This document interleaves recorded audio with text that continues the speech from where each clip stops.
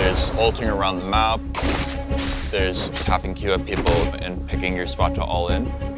The Spartan Warrior vibe. But there were some things that just felt too generic to him. So we wanted to make him our Runeterra sort of one-man army rather than this faceless helmet guy.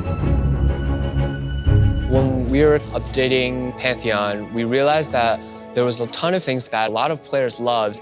And I think ideally, we always want to keep that kernel of why there are still players who love that champion. So we thought, how can we not break a character and still bring it forward to a higher standard? But whenever we consider champion updates, we usually kind of are deciding whether or not to change a character or to move the character's story forward. With Pantheon, what we ended up doing is sort of summarizing all his lore that had existed, because we realized a lot of players really did like the character of Atreus as part of old Pantheon, and then using that as like the first 50% of his new bio. So old Pantheon started out as a man named Atreus, who was a very skilled fighter and wanted to ascend Mount Targon. In the process, became a vessel for the god of war, Pantheon. With this update, the actual aspect of war died during a fight with Aatrox, and Atreus has now returned in command of his own body, but still is able to wield the aspect of war's godlike power. Pantheon's new kit, art, and lore, we wanted to make him feel like a skilled warrior.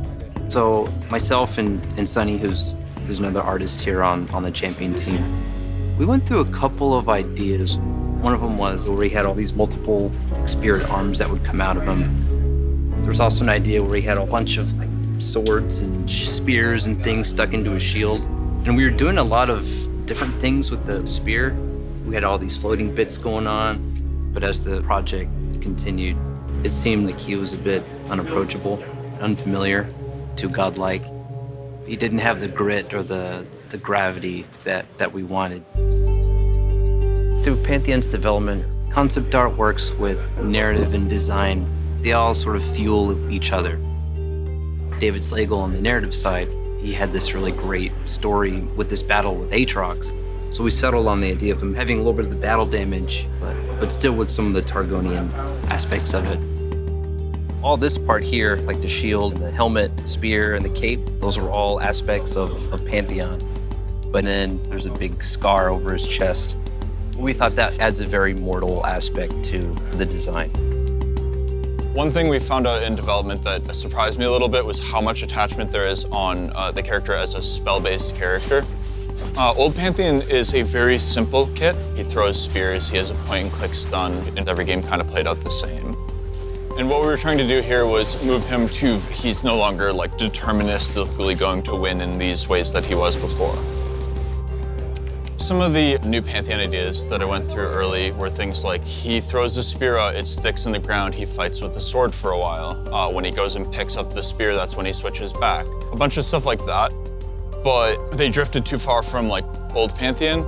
It's really important to go in knowing what can be changed to make it look and feel awesome, and what can't be changed or you'll lose the gameplay that like attracted you in the first place. And so a lot of the update was about doing things like how do we make his poke really reliable, and how do we make his all-in really good rather than guaranteed to work. So for New Pantheon's kit, we changed every spell, but tried to stay close to the spirit of what the character was about. So his ult is mostly the same. We call it Grand Starfall now. He comes in at an angle and comes streaking across the ground. There are, I think, some gameplay wins to that. I expect skilled Pantheon players to like hit more enemies with their Grand Starfalls than they did with old Pantheon's Grand Skyfall. What's really fun about Pantheon is that like he's not only just this cosmic figure that has a lot of like magic to him, he's also the physical warrior, and I think making physical warriors in this game is actually pretty challenging. He's using the physical spear shield, like he's not using magic power to fight. So for him, we actually cause a lot of impacts on the ground. And by having these very grounded elements, it helps him from feeling too magical and too godly and too heavenly, when most importantly, like, he is just a very, very strong warrior. I would say I'm nervous and excited about Pantheon going to players. Like, I'm very excited to see how players react to the stuff we kept because it's much more important for an update like this to be like for the Pantheon player. A lot of the basic actions you're taking are going to be very similar to before. He's still a top laner or jungler primarily. You're still going to be trying to snowball around the map. This is still Pantheon, but requires maybe a little more skill expression and as a result give the character that is like clearly powerful the tools to hit even higher moments.